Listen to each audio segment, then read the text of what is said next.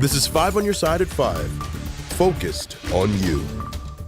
Tonight, students at Webster University are protesting cuts and a pay raise for the school's president and chancellor. Thanks for joining us. I'm Mike Bush. I'm Kelly Jackson. This week, the faculty voted no confidence in school leadership. Diamond Palmer is following the story. And Diamond, you heard that students are also upset over this. That's right, Kelly. Those students held a protest this week on campus as a majority of the faculty cast that no confidence vote. Both say it's time for someone at the university to take action. These images are from the Webster University student protest that happened Tuesday. Students walked out of class with demands from their university for better transparency and reform. Luke Adams was behind it and says he passed out flyers to dozens of students days before it happened. There were countless demands that people listed off, everything from housing to needing to adjust the Title IX system for sexual assault cases to make it actually function. The protest happened on the same day faculty members at the university voted 59-41 that they had no confidence in the leadership of its chancellor and president. The vote was symbolic and does not affect their job status. When 5 on Your Side reached out to Webster University, they did not respond. I don't expect to have huge results. What we're really trying to do with it is to get people together so that we can know what's happening, so that everybody knows what's happening, so that we can do even more. Adams says, among other things, they want to see more diversity, equity, and inclusion in the staff. Junior KP Benton says her biggest complaint with the university is the money struggle. She says their financial aid department doesn't have enough help and her funds have been delayed. And a lot of people that I've been talking to are just freaking out because my scholarship hasn't gone through, and so I have a balance of $15,000, $20,000. But right now we're really kind of frustrated about the integrity of our institution. When we're going to grad school, are they going to respect our university? In a note earlier this month, Webster University announced it will begin searching for a successor to Chancellor Strobel. Webster University students say Tuesday was a step in the right direction from them, but they'd like to see more democracy from the Student Government Association. Diamond, thanks. A person is dead after crashing an SUV into the Brentwood Target store. This happened around 5:30 this morning. Police now trying to figure out how the person crashed. The name of the person who died has not yet been released. Well, our Weather First team is tracking some showers tonight. Let's check in with meteorologist Jim Castillo. Hey there, Jim.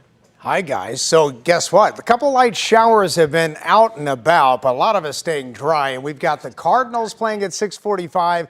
And, of course, St. Louis City SC. Looks like the games will get in. Again, the shower activity, some of it hasn't been reaching the ground. So very light showers to sprinkles. And we'll zoom in a little bit more on the Doppler weather radar and show you right around the metro.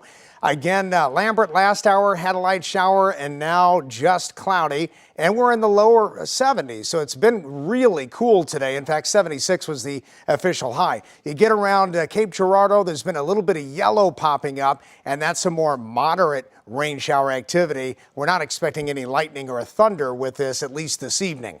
74 right now, 55% on that humidity.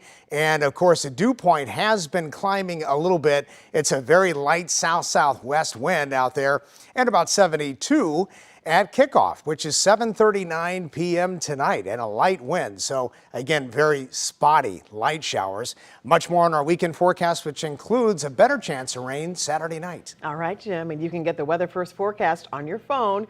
Just text the word weather to 314-425-5355. Right now, United Auto Workers are on strike for the 6th straight day, and more layoffs could be on the way. Negotiations resume today, but there are signs the gap between the two sides may be widening. 5 on Your Side's Holden Karicki joins us live from the GM plant in Wentzville with more on this.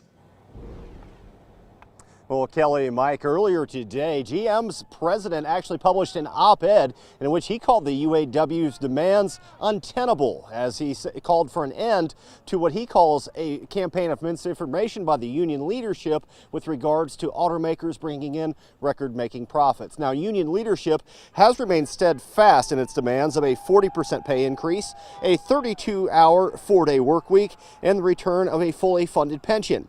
According to GM's president, the big three automakers offered a 20% increase in pay, an unconditional 6.4% 401k contribution for all employees, and more jobs as they beef up production of electric vehicles. However, union members like James McCann say the offer is well short of what automakers promised during negotiations in 2008. I feel like that we were betrayed by the company that we worked for, that we put our lives on the line every day to come in and work, and our bodies on the line every day to come in and work. And, we break down, and so we were relying on the companies to give us these benefits back, and they never did. UAW leaders have promised more strikes if serious progress on a deal isn't made by noon on Friday. I'll have the latest on the ongoing strike coming up tonight at 6 o'clock. Reporting live in Wentzville, Holden Kruwicki, 5 on your side. Today, General Motors idled a plant in Kansas City, Kansas because of a supply issue caused by the strike in Wentzville. The Fairfax assembly plant employs more than 2,000 people. GM says because of these circumstances, employees will not receive any pay from the company. Stellantis is laying off nearly 70 employees at a plant in Perrysburg, Ohio. Workers at that Stellantis center in Toledo have also been on strike. The company says it's just temporary because it ran out of space to store parts, although it expects more layoffs in Indiana, affecting about 300 employees there. Ford and General Motors have also warned about layoffs or idling plants. In its glory days, the Railway Exchange building in downtown St. Louis was a flagship store for Famous Bar. Now city leaders fear it has fallen into the wrong hands. Today, Christine Byers visited the building and asked them what local government is doing about the rapidly deteriorating structure. Between the $40,000 that the city has spent trying to keep this building boarded up over the past few months and the $18,000 it cost to remove that pedestrian bridge, this building's owners owe the city about $60,000, and the city hasn't seen a dime. An overwhelming smell of mold hits you whenever you get close to any number of the broken boards that are supposed to keep vandals out. Much of the terracotta architecture is damaged, and efforts to sell the structure, which takes up an entire city block, failed earlier this year at an auction. There have been 23 calls for police service here so far this year. 2 years ago, there was only one.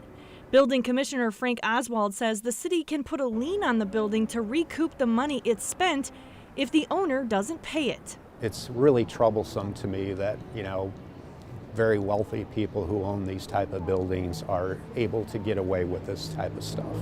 The company that owns this building is a Florida-based LLC. The attorney that represents it didn't return my phone calls. I asked the building commissioner if eminent domain is among the options that the city is considering. He tells me at this point, nothing is off the table. In downtown St. Louis, Christine Byers, 5 on your side.